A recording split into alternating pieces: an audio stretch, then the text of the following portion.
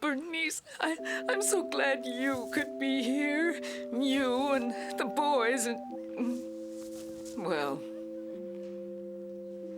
I'm sorry, Widow Liebner. I know Harry clearly stated in his will that Duckman be kept at least 20 miles from his funeral, but he has a nose for free food. Where'd he go now? He said something about making a contribution in Harry's memory. Huh, this kind of smells like the John. Where's that damn light switch? It's dark in here. Whoop! Sorry, fella. Touch you there again, I'll have to charge you.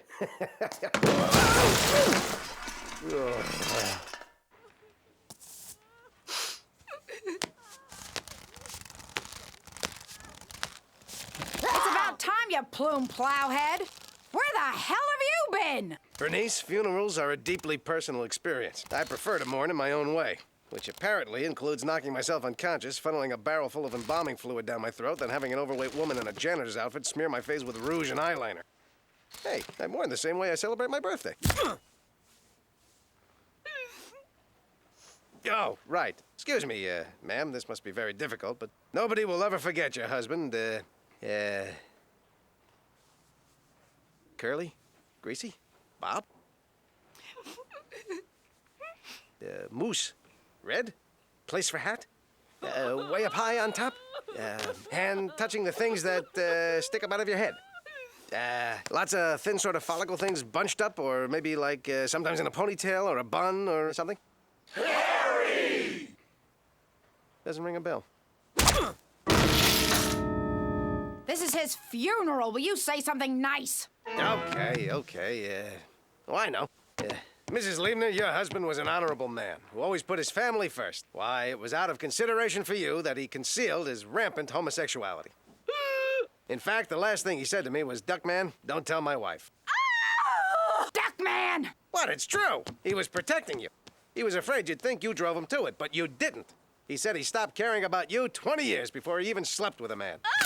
There, it's all right. You can take some comfort knowing that Duckman will someday be nailed in a box and buried 6 feet under the ground, too. Tonight, maybe, after he falls asleep. Well, it's getting a bit late. If someone else would like to say something while we wait for our beloved Cornfed. Widow Liebner, in a moment as profoundly sad as the passing of a life, a reflection on the gifts that life gave us is often the only refuge. Our time here is forever finite, and as such should be measured not by its length, but by its quality alone. Though your years together may seem but a flicker now that the flame has been doused, remember always how brightly they burned, and let that memory keep you warm.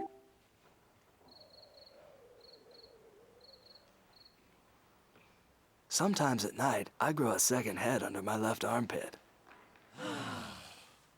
It's all about giving them what they want, isn't it? Pant, wheeze, deep breath. Pardon my tardiness, ladies and gentlemen. I've been vomiting violently all morning. My septum is severely deviated, and I've already passed 4 very large kidney stones. Also, I've got a bitch of an ice cream headache. Well, I'm sure if Harry could see how many of you came out on this solemn occasion, the first thing he'd say would be, honey, horn dog, but bongo ribbed and lubricated for that feel of real. I'm sorry, that was highly inappropriate. Loin King, Rear Admiral, squeal like a pig. So, we are here in Harry Liebner's honor. Offer. Yeehaw, yeehaw, yeehaw! To share our memories. Memories. Memories. Great big swollen memories. Meat melons, rib balloons, potent pigs from the past for 100, Alex! The old softy does have a way with sentiment. And during all of this, let us not forget the widow Liebner. Homina, homina, hawa. I'm a super freak. Super freaky. Ow. I'm sorry. Forgive me, all of you. Something's happened, something I can't explain. But don't worry, I won't ever embarrass you like that again. He's in some kind of trouble, Dad. I'm sure he could use a friend to help him through whatever's wrong. Yeah, hope he runs into one. So, who are we gonna get to do that eulogy now? Pardon me. During Cornfed St. Vitus-like convulsions, this note fell out of his pocket. Things to do. Pay the paper boy, pick up a gallon of milk, die in 24 hours from a congenital disease. Oh, my Lord! Cornfed! Tell me it isn't so! He actually pays his paperboy? Duckman! This says Cornfed's going to die! Die? That would mean another funeral, and more eulogies, and spending another weekend afternoon with our neighbors. I've got to do something! Don't worry. I'll channel all of my vast detective skills into tracking Cornfed down and saving his life. Can doors lead outside?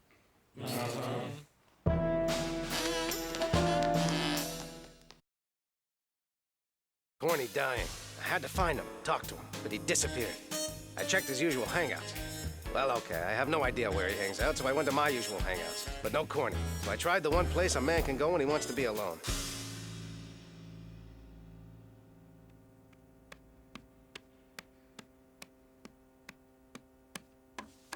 I've been looking everywhere, Corny. Tell me it isn't true. You don't really have only 24 hours to live, do you? Actually, it's 15 hours now. Oh, sorry. You know, once that chia pet sprouts, you just can't take your eyes off it.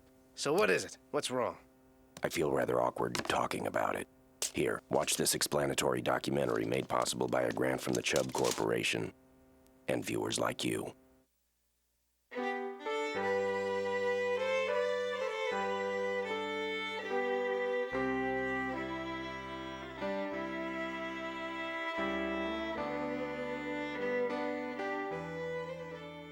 (1863). Vicksburg, Chattanooga, Gettysburg.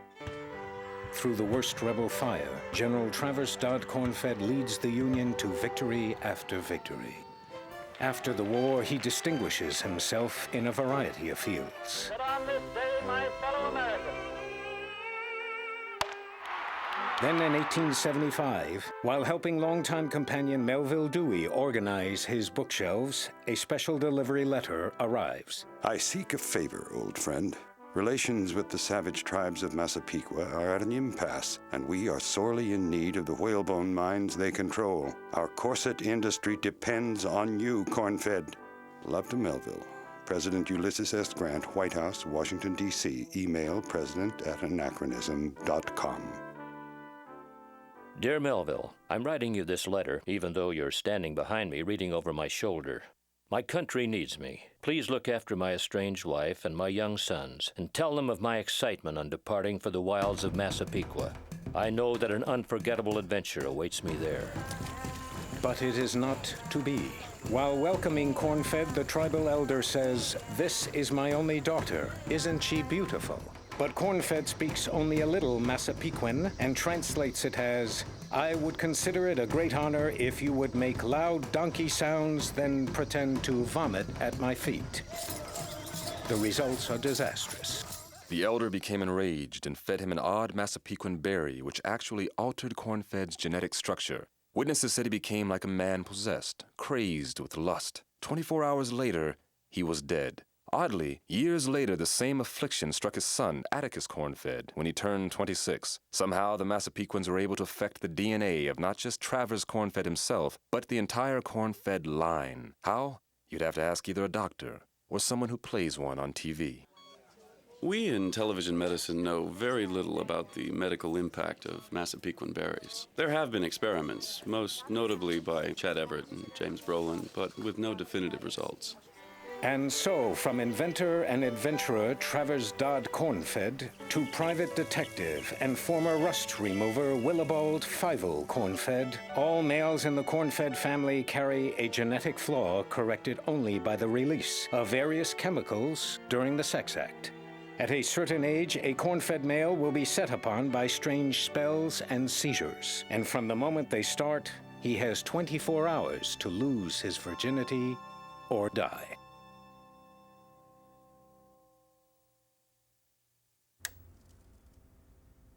Willibald Fievel? Willibald Fievel! I didn't even think Willa knew Fievel. Remember the dying part? Oh, yeah. Well, truth is, I was kind of tuned out on that part. Word E. If that's the kind of thing smart people watch, I'm glad I'm, what are not smart people called? I have a genetic problem. I only have 15 hours to lose my virginity or I'll die. Yee! Masticate my hot monkey pogo!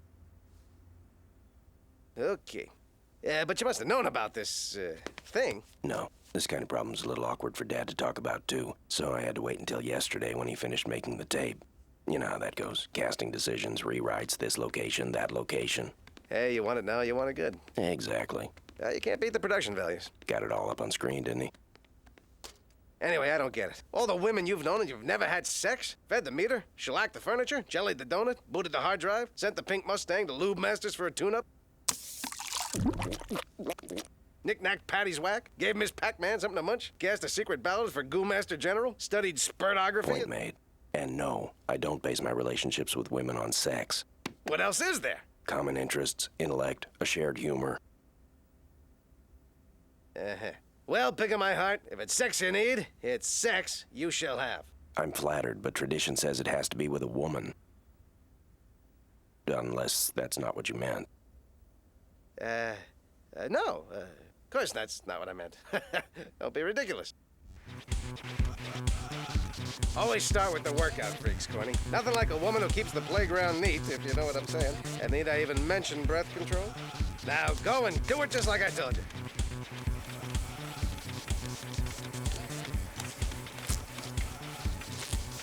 You're buff, work out a lot. Nutrition's important. Care to chow down on my meat and 2 vegetables?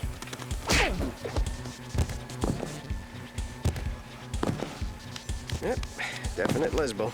If you're nauseous, don't worry. It goes away after a few more times around. Culture chicks spend a lot of time talking about passionate solos and crap like that. Plus, seeing all those nude statues and paintings makes them horny. Just give it a line. If you let me bow your Stradivarius, I'll let you finger my oboe.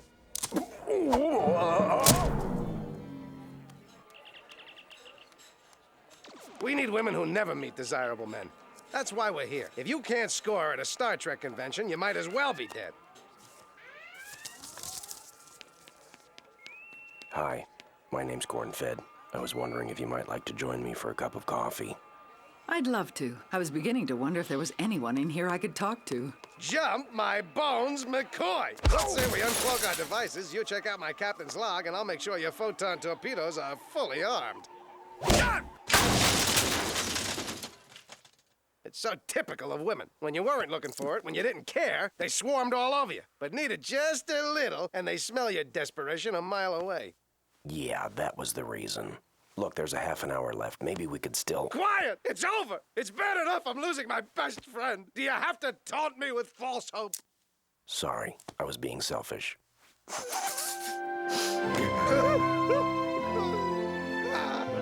Well, Duckman, being you would make me cry too. But that doesn't explain Cornfed. Unless he really is going to. It's true, Bernice. Cornfed is one of those Massapequan berry-induced genetic reconfigurations. If he doesn't lose his virginity in the next half hour, he'll die. We've tried everything. We looked everywhere. I swear the only woman in the city we didn't come on to is you.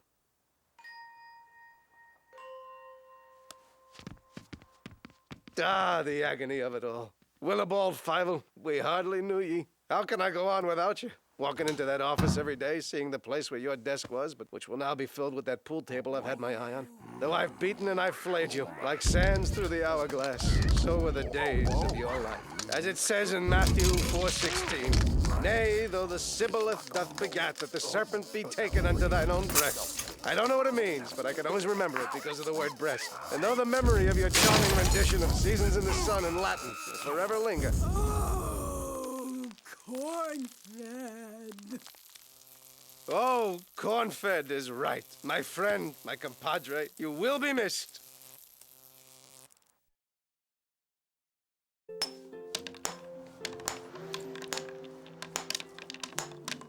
If music be the food of love, play on. Give me excess of it, that surfeiting the appetite may sicken, so die. My appetite already died when I realized you went spelunking in the forbidden cave. And will you please knock it off? Look, I understand. Big decisions are never easy. But you really chose her over death? This sculpture is just the beginning. I've also decided to petition the Vatican for her sainthood and change my name to Cornice. Isn't it beautiful, Mr. Duckman? If more people were expressing themselves as openly as Mr. Cornice, this would be a much happier world. Well, I don't know about expressing, but I'm a big fan of espresso.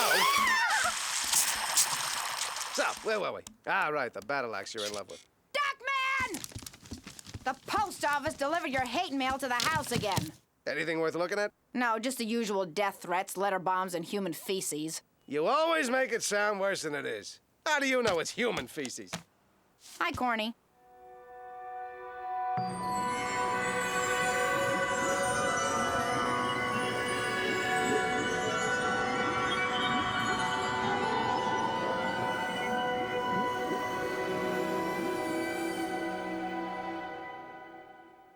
Swoon. Down I go. Cornfed, I hope you didn't misunderstand what last night was about. I still want us to be friends. Friends? Friends? But I want you to marry me. Marry you? Cornfed, I can't marry you. There are obstacles, sure. You're a duck, I'm a pig, there'll be talk, slurs. No, Cornfed, I can't marry you because I don't love you.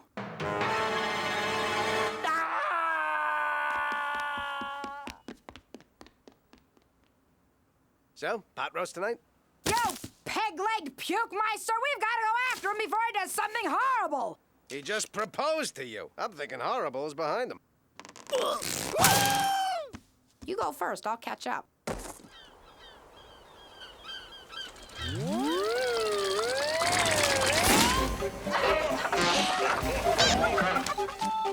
Damn police clowns. Scoff if you like, Duck, but these clowns and their delightful antics have saved many a life. Pig on the cliff! Watch this! Okay, the clowns are good, but I still don't want to live if I can't have my love. I gotta go up there, even if it means putting myself in grave personal danger. What, all of a sudden I'm supposed to mean what I say?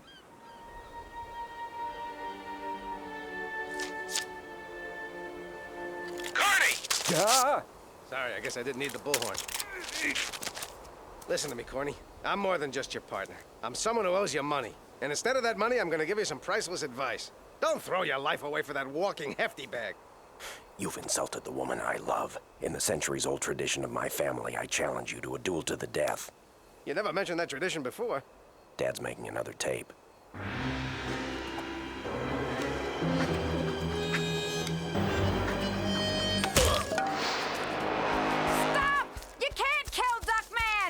Why? Geez. Why? Oh boy, that's a stumper. I thought I had a reason, then whoosh, right out of my head. Wait! I got it! Because you're too good for that, Cornfed. You're the only genuinely good human being I've ever met. That's why I admire you so much. Admire, but not love. Corny, wait! You can't do this! You can't jump! There's another reason you have to stay alive. What? Me. I'm no good without you, Corny. I'd be lost if you weren't there. You're honest and brave and wise. And I'm just, well, maybe two of those. Corny, I've never really told you this before. I've never said this to anyone before, but I need you.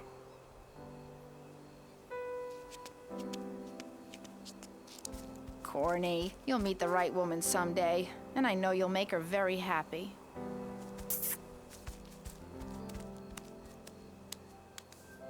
It's okay. I'll be all right. If you call a dead soul condemned to swim in a sea of bitter tears for the rest of his days, all right.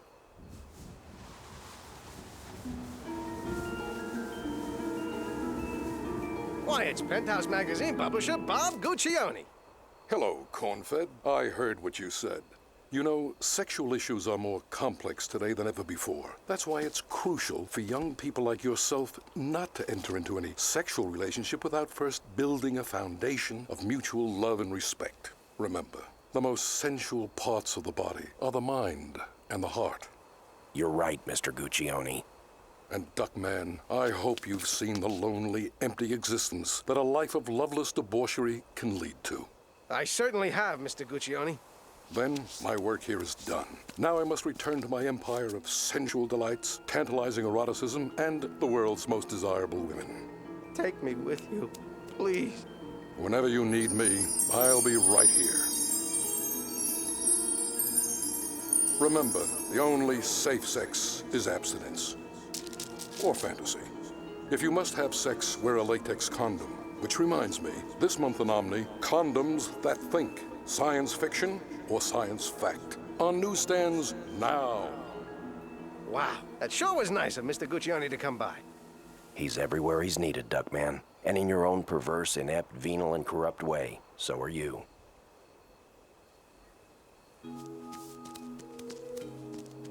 Willibald Bible?